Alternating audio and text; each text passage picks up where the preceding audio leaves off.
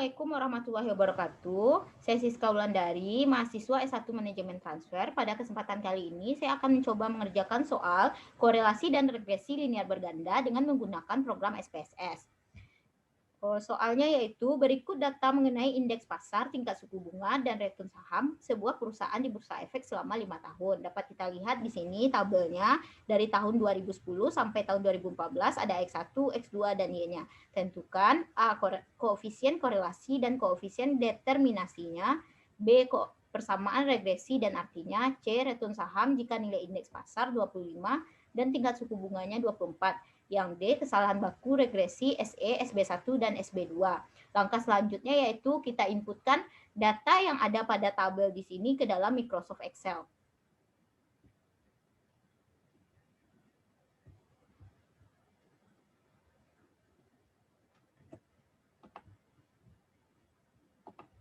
Nah, ini adalah data yang sudah kita inputkan, ada X1, X2, dan Y-nya. Langkah selanjutnya yaitu kita membuka program SPSS.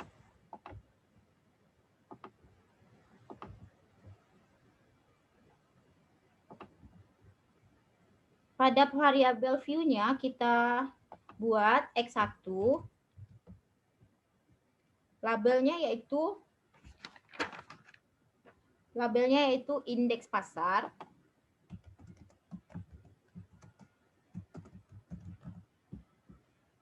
X2-nya yaitu pada labelnya kita buat tingkat suku bunga.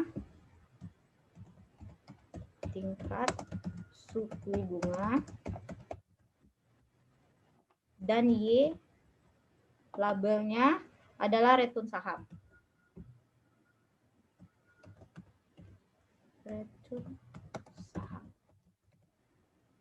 Selanjutnya yaitu pada data view, kita pindahkan data yang sudah kita inputkan dalam Microsoft Excel tadi.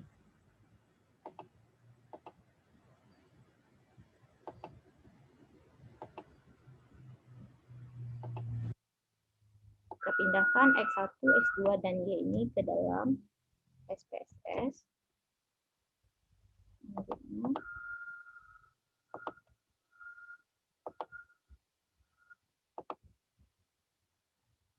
Kita pindahkan. Setelah kita pindahkan data yang sebelumnya sudah kita inputkan di dalam Microsoft Excel tadi, pada bagian atas kita klik Analyze, pilih Regression, lalu Linear. Indeks pasar X1 merupakan, kita masukkan ke dalam variabel independen. Tingkat suku bunga yang merupakan X2 kita masukkan ke dalam variabel independen juga. Return saham atau Y-nya variabel dependen. Selanjutnya kita klik statistik. Kita checklist deskriptif, collinearity, diagnostik. Pada residualnya kita pilih, kita checklist Darwin-Watson, lalu continue. Setelah itu klik plot. Pada variabel Y-nya kita pilih SRESID. Pada X-nya yaitu ZPRED. Lalu kita checklist histogram, continue. Lalu OK.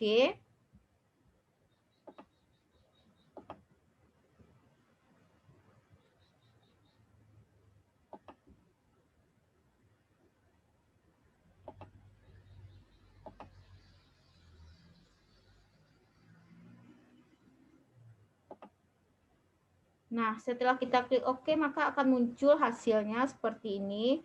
Yang pertama pada kolom deskriptif statistik dapat kita lihat return sahamnya minus 4,1160, indeks pasarnya 3,5860, dan tingkat suku bunganya 18,1920. Di mana N-nya merupakan 5, yaitu dari tahun 2010 sampai tahun 2014. Selanjutnya yaitu pada kolom correlation dapat kita lihat return sahamnya yaitu 1,000 dan indeks pasarnya 0,515, tingkat suku bunganya yaitu 0,673. Selanjutnya yaitu pada kolom 3